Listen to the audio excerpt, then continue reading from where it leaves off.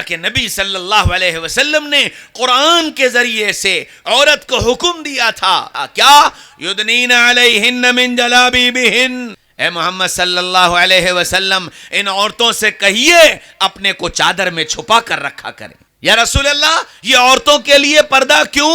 یہ عورتوں کے لیے پردہ کیوں؟ فرمایا پردہ اس لیے کہ عورت دنیا میں سب سے زیادہ قیمتی ہے، اور دنیا میں جتنی چیزیں قیمتی ہیں اللہ نے سب کو پردے میں رکھا ہے۔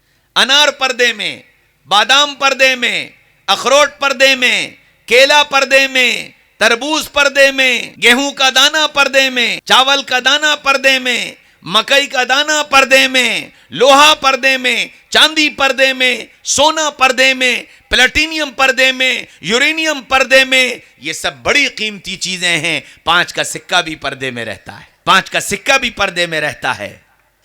کیا میری بہن بیٹیاں 5 کے سکے سے زیادہ بے قیمت ہو گئی جو سرے بازار پھرے اور دنیا کی ہوسناک نگاہیں پڑے؟ میری بہنوں تم قیمتی ہو، اس لیے اللہ نے تم کو پردے میں رہنے کا حکم دیا ہے۔